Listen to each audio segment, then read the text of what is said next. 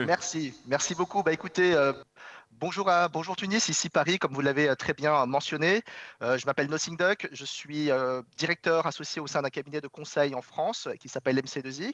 Et effectivement, j'aurais souhaité être avec vous aujourd'hui pour vous parler d'un sujet qui est très important, qui est l'hyperautomatisation, mais pour une raison que vous connaissez tous maintenant, parce qu'on partage ce problème depuis maintenant plus d'un an et demi, je ne peux pas être avec vous, mais c'est avec plaisir que je le suis de manière dématérialisée. Cette crise qu'on vit depuis maintenant plus d'un an, clairement, elle met toutes les entreprises, elle nous met tous à rude épreuve. Et on voit durant cette période-là que les entreprises qui s'en sortent le mieux, ce sont celles qui se sont le plus digitalisées et qui ont eu recours en fait aux meilleures technologies de systèmes d'information. Et notamment le sujet dont on va discuter aujourd'hui, à savoir l'hyper-automatisation. C'est un sujet qui est, à mon sens, très important, certainement le signe d'une nouvelle révolution numérique. Permettez-moi d'ores et déjà peut-être de définir le sujet. L'hyperautomatisation, vous entendrez également parler de termes comme l'intelligent automation ou smart automation, suivant les différentes sources d'informations que vous pourriez avoir. C'est un concept qui regroupe un ensemble de logiciels qui visent à automatiser le travail en entreprise, et notamment le travail intellectuel. Et c'est là que se trouve la grande révolution. C'est un sujet qui est apparu il n'y a pas très longtemps dans la littérature et notamment qui a été popularisé par le Gartner, notamment en 2020 qui met ce sujet de l'hyperautomatisation comme l'une des tendances phares du moment depuis maintenant 2019. Précédemment, on avait déjà vu dans les tendances que fournissent le Gartner, qui est un institut très connu, effectivement différents signes que l'automatisation et notamment l'automatisation intelligente allait faire son apparition dans les entreprises. Donc c'est un sujet qui est aujourd'hui qui est de plus en plus documenté dans la presse, mais peut-être arrêtons-nous sur un point, à savoir le marché de l'automatisation. C'est un marché qui est gigantesque, très clairement. Un des plus gros marchés, clairement, de l'informatique aujourd'hui. C'est un marché qui est, selon le Gartner, qui représenterait en 2022 quasiment 600 milliards de dollars dans le monde par rapport au marché logiciel. C'est un des marchés les plus importants en matière de logiciel. Je vous ai fait un petit slide pour vous comparer, donner un petit peu des éléments de comparaison de ce marché de l'hyperautomatisation par rapport aux autres. On parle beaucoup du cloud et notamment du cloud public et de son ampleur dans le monde. Sachez que ça représente à peu près 400 milliards de dollars en termes de marché en 2022, toujours sur les mêmes pronostics. La cybersécurité représente à peu près 175 milliards et l'intelligence artificielle, comme vous le voyez, en termes de proportion, ça n'a rien à voir par rapport à l'hyperautomatisation. Et l'hyperautomatisation est un des sujets certainement les plus importants en termes de volume, en fait. Et ce slide permet de comprendre en fait l'importance du sujet du moment. Alors, il se trouve que un certain nombre de sociétés l'ont déjà bien comprise et ont massivement investi. Et je vais prendre un exemple qui est l'exemple de Amazon parce qu'il est très simple comme exemple, tout le monde le connaît et tout le monde connaît Amazon et c'est probablement que beaucoup d'entre vous et d'entre nous sommes clients d'Amazon. Amazon est certainement l'une des sociétés les plus illustratives en fait de l'utilisation de l'automatisation, de la robotisation. C'est une entreprise et vous voyez sur ce slide l'utilisation de plus en plus croissante, le recours de plus en plus croissant aux robots dans le fonctionnement, là, dans ce cas présent, des entrepôts d'Amazon. Mais sachez que Amazon est un exemple, mais l'ensemble des autres compétiteurs d'Amazon ne sont clairement pas en reste. Vous voyez par exemple sur cette vidéo, ce n'est pas pour le coup Amazon, c'est Alibaba qui est son concurrent asiatique. Ils ont également les mêmes technologies de robotisation, d'automatisation pour complètement fluidifier l'expérience que les différents clients peuvent avoir. C'est une des conditions de la réussite de ces sociétés-là, la performance et évidemment la forte, on va dire la forte efficience. Et justement, arrêtons-nous 2 secondes à ce qui fait le bénéfice et les gains sur l'hyperautomatisation. À mon sens, il y a... Alors, excusez-moi, hop, je vais remettre les slides. Pardon, excusez-moi. En termes de performance et de gains de l'hyperautomatisation, bien sûr, des gains de productivité et d'efficience. J'en ai parlé et vous avez eu une illustration. Mais également un élément qui est important, à savoir la résilience. C'est un sujet dont on a beaucoup entendu parler ces dernières années, malheureusement, compte tenu de la crise. La résilience est la capacité pour une entreprise de continuer son business et de revenir à son business initial malgré les perturbations externes et notamment malgré la crise. Eh bien, on a bien noté et vu que l'ensemble des technologies qui permettaient à une entreprise de continuer son activité est extrêmement importante. Et l'hyperautomatisation, clairement, est une technologie et un ensemble de technologies qui permet à une entreprise de continuer son business malgré une rupture, par exemple, de process au sein de son entreprise. Mais je crois qu'il y a deux points qui sont extrêmement importants qu'apporte en termes de bénéfices l'hyperautomatisation, c'est l'augmentation de l'expérience humaine, à savoir l'expérience employée et l'expérience client. L'expérience employée, c'est très simple. Tout employé dans une société souhaiterait avoir les meilleurs outils pour travailler, pour être positionné sur des activités à plus forte valeur ajoutée et faire en sorte que les tâches à moindre valeur ajoutée soient prises en charge par des robots, des logiciels ou une quelconque système d'automatisation pour permettre à chacun d'être vraiment sur les activités et les processus qui comptent le plus pour l'entreprise et in fine qui comptent le plus pour soi.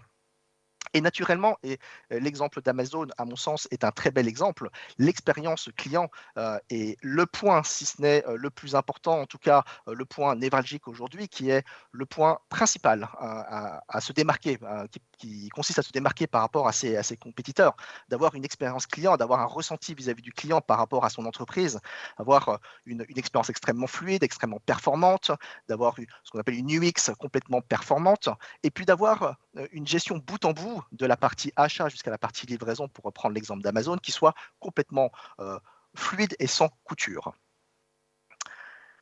Mais maintenant que nous avons abordé la partie gain, intéressons-nous tout de même 2 secondes à la partie technologie.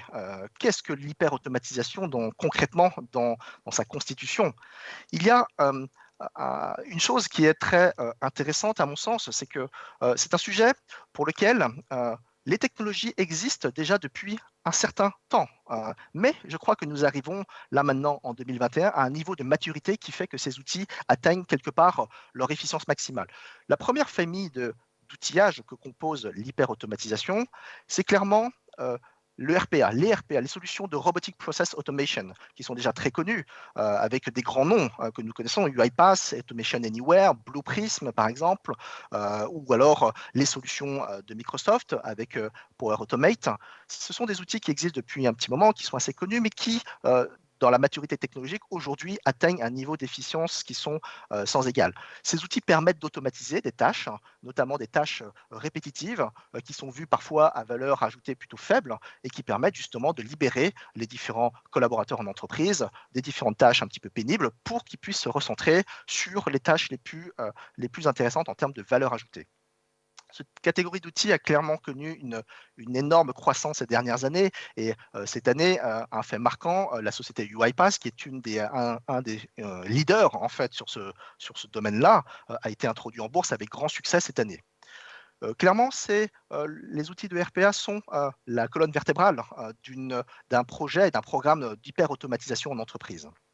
Il y a une deuxième catégorie d'outillage qui est quelque part un peu similaire aux outils de Robotic Process Automation qu'on appelle les IDP, les IDP, les Intelligence Document Processing, qui sont l'équivalent des RPA, mais cette fois-ci appliqués aux documents, c'est-à-dire des outils qui ont la capacité d'aller extraire l'information qui se trouve dans des documents, parfois des documents non structurés, des documents y compris papier, d'aller les scanner, d'aller reconnaître les caractères, d'aller détecter et qualifier, labelliser les différents champs qu'il y a dans ces documents, et ensuite de pouvoir automatiser son traitement, son stockage et la valorisation des données que contiennent les documents. C'est une catégorie d'outils qui est un petit peu moins connue, mais qui n'en est pas moins importante. Il y a également des sociétés très performantes dans ce domaine-là, à savoir par exemple les solutions de la société ABI, Cofax, Automation Anywhere, WorkFusion, qui sont clairement des sociétés qui, il y a quelques années, n'étaient pas connues et qui sont maintenant de plus en plus utilisées en entreprise. Il y a une troisième catégorie pour rester dans l'automatisation et l'hyper-automatisation qui est également très importante, ce sont les outils de BPM, ou je dirais plutôt d'IBPM, d'Intelligence Business Process. Ce sont des outils très connus, qui étaient connus, il fut un temps, dans leur capacité de cartographie des processus, parce que il n'est pas possible, il n'est pas envisageable d'automatiser quoi que ce soit dès lors qu'on ne sait pas décrire ce que l'on veut automatiser. Ces outils permettent de formaliser les processus, de les cartographier, de les mettre sous référentiel, bref, de faire en sorte que les sociétés aient une parfaite connaissance de leur façon de fonctionner. C'est tout naturellement que ce type d'outillage est très important dans une stratégie d'hyper-automatisation. Ces outils d'ailleurs évoluent et atteignent un niveau où ils intègrent désormais des briques d'intelligence artificielle qui permettent justement de pratiquer à la fois une modélisation qui soit la plus pertinente possible, mais ensuite d'avoir des solutions et des moteurs d'exécution de ces processus pour justement être dans une exécution qui se veut la plus automatisée possible. Et enfin, je dirais une quatrième catégorie qui, celle-là, est peut-être la plus récente et qui fait que l'adoption de l'hyperautomatisation va connaître une accélération. Je voudrais parler des plateformes de low-code. Ce sont des plateformes qui, du coup, mettent cette fois-ci à disposition et accélèrent le déploiement de ces différents outils que l'on a vus jusqu'à présent, qui étaient jusque-là des outils plutôt réservés aux experts, et aux experts notamment du monde de l'informatique.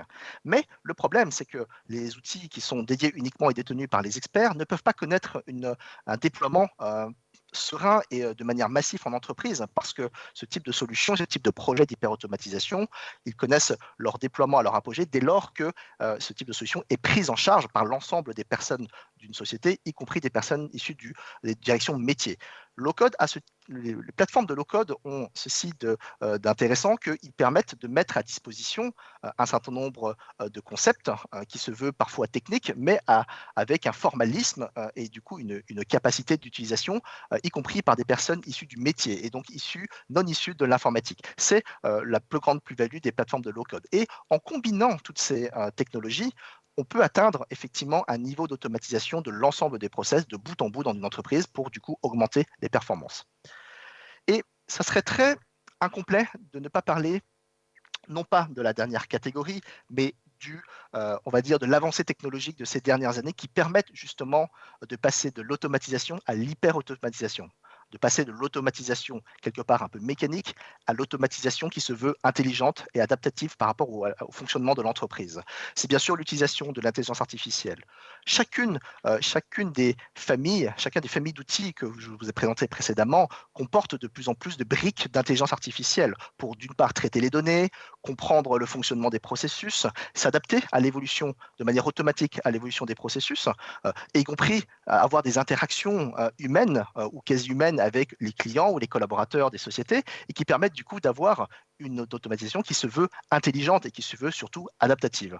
L'utilisation de l'intelligence artificielle est clairement un game changer pour les projets d'hyper-automatisation. L'hyper-automatisation, quels conseils je pourrais donner pour les personnes, les chefs de projet, les directeurs de projet, les chefs d'entreprise qui voudraient, du coup, et qui auront compris qu'il faut se lancer dans l'hyper-automatisation? Je dirais, avant de donner un conseil, que l'hyper-automatisation, c'est comme un certain nombre de choses qu'on a connues avant la crise et qu'on connaîtra après la crise et qui sont passées du statut d'optionnel à du statut de vital. Qui pensait qu'avant la crise du Covid, les masques FFP2 seraient un outil absolument vital aujourd'hui. Les gels hydroalcooliques. Eh bien, je pense, même osez-moi là, je vais oser la comparaison, l'hyper-automatisation dans une entreprise, c'était bien sûr avant optionnel. Et je pense que maintenant, avec ce qui s'est passé, la crise économique qui s'en est suivie par rapport à la crise sanitaire est devenue un élément essentiel pour la survie des entreprises dans le futur. Toutes les entreprises, à mon sens, investiront dans le futur sur l'hyper-automatisation, à minima sur l'automatisation. Du coup, quels conseils je pourrais donner à ces personnes qui vont se lancer? Écoutez, on a compris que l'automatisation et l'hyper-automatisation étaient bien sûr un projet technologique, puisqu'il y a un ensemble de technologies qui sont des sous-jacents de l'hyper-automatisation. Mais je pense qu'il faut bien comprendre que c'est d'abord un projet centré sur l'humain. On est là pour automatiser des processus qui, jusque-là, sont faits par des personnes. Ça nécessite de bien comprendre le fonctionnement dans une entreprise, de bien comprendre les interactions humaines qu'il y a dans l'entreprise, et ensuite de pouvoir bien les automatiser. Il y a aussi une chose à bien comprendre, c'est que un projet d'automatisation, ce n'est pas juste essayer d'automatiser mécaniquement ce qui se fait avant. Quand on se lance dans un projet d'automatisation, il est très bien de revoir les processus parce que certains processus peuvent se concevoir by design en ayant une optique d'hyper-automatisation. Quand la voiture a été créée, ce n'était pas on va dire, les chevaux de manière mécanisée, c'était un autre produit. C'est exactement la même image qu'on pourrait donner des projets d'automatisation, de processus. Si on en a le luxe, il faut les revoir dans son ensemble pour justement concevoir des processus qui soient by design automatisables. Et si je devais terminer, et je ne pourrais pas complètement terminer sans parler peut-être de la Tunisie, puisqu'on est quand même à la Tunisia Digital Summit aujourd'hui. Et c'est peut-être une forme de conclusion un peu personnelle que je voudrais livrer ici. En ayant préparé cette intervention, je me suis bien sûr un petit peu renseigné sur l'écosystème technologique qu'il y a en Tunisie. Et je puis dire qu'il y a énormément, j'ai remarqué énormément d'atouts que la Tunisie avait pour entamer une transformation numérique de ses entreprises. Je me base par exemple sur un rapport de l'UNESCO que j'ai pu lire qui mentionnait que la Tunisie, tout comme le Maghreb, mais particulièrement la Tunisie, avait énormément d'atouts, notamment dans le domaine de l'intelligence artificielle. Vous avez un système éducatif, vous avez des écoles, des universités qui sont de très bons niveaux, vous formez de très bons collaborateurs et nous avons des Tunisiens chez nous et nous pouvons le certifier. Vous avez un contexte, un écosystème de start-up très développé et puis je crois qu'il y a aussi une volonté politique très forte. Ça ne m'a pas échappé que le lancement en fait, de cette Tunisia Digital Summit a été fait effectivement par le chef du gouvernement qui est en charge du numérique. Ça prouve à quel point le numérique est un point qui est important pour la Tunisie et je pense que la Tunisie sera aussi un pays important pour le développement du numérique. Donc du coup, je vous invite vraiment à vous investir dans le numérique parce que je pense que la Tunisie, tout comme le Maghreb, tout comme l'Afrique, a son mot à dire dans la révolution numérique que nous vivons. Et effectivement, malheureusement, quand vos politiques ont introduit cette conférence, je n'ai pas pu vraiment comprendre parce que, évidemment, l'introduction était en arabe et je ne parle pas l'arabe, mais je prends l'engagement que si vous m'invitez l'année prochaine, alors j'apprendrai quelques mots d'arabe pour mieux comprendre ce qui se passe. Je vous remercie beaucoup. Et je reste bien sûr à votre disposition pour les questions que vous auriez. Merci beaucoup, Nozing Duk, directeur associé en charge de l'innovation technologique à MC2I. En direct de Paris. Une petite question pour vous, Nozing. C'est essentiellement par rapport aux entreprises, quoi que ce soit à leur taille, à la recherche ou bien à la préparation d'une certaine transformation digitale, transformation numérique. Si vous pouvez, selon votre expérience, Nozing, nous dire ou nous prévenir plutôt des 3 risques, selon vous, à affronter ou les 3 points sur lesquels on doit se focaliser en préparant un projet d'hyper-automatisation en Nozing. Oui, bien sûr, Médoc, je peux donner bien sûr les 3 grands risques. Je vais reprendre ce que j'ai finalement dit dans cette conférence. Le premier des risques, c'est de considérer que ce n'est qu'un projet technologique et du coup de louper l'aspect humain. Parce que là, du coup, vous n'avez plus un centrage vis-à-vis de vos clients, vis-à-vis de vos collaborateurs, qui sont certainement les 2 points les plus importants du business, quel qu'en soit le business, ça j'en suis certain. Ça serait le premier point. Le deuxième point, il est plutôt technologique. C'est un projet, vous avez bien compris, qui n'est pas simplement l'installation d'un outil ou d'une application, quel qu'il soit. C'est un ensemble d'outillages technologiques et un ensemble d'outillages technologiques, il n'est efficient que s'il est choisi avec une bonne pertinence, avec de bons conseils et surtout avec du temps et de la maturité. C'est un projet de composition, c'est un projet d'assemblage et du coup, il faut choisir les meilleures briques et les assembler de la meilleure façon qu'il soit. Troisièmement, il faut bien comprendre et il faut bien que la direction générale de l'entreprise ou les sponsors des administrations, si on parle d'administration publique par exemple, soient bien partie prenante. Ce n'est pas un projet comme un autre, c'est un projet d'entreprise. Et étant un projet d'entreprise, il faut que les différents sponsors, les dirigeants ou les différents politiques les plus en charge eh bien, soient partie prenante de ce projet, comprennent bien les tenants et aboutissants et puis fournissent leur apport et leur aide maximum et leur implication à minima, quoi. Merci beaucoup, Nozing, et surtout j'aime beaucoup la signature de MC2I, Human First, Digital Explorers. C'est magnifique comme signature, un grand bravo. Et Je à vous en très prie, très je vous en bientôt. Merci Nuzing, toutes beaucoup. les salutations vous viennent de Tunis. Merci Tunis.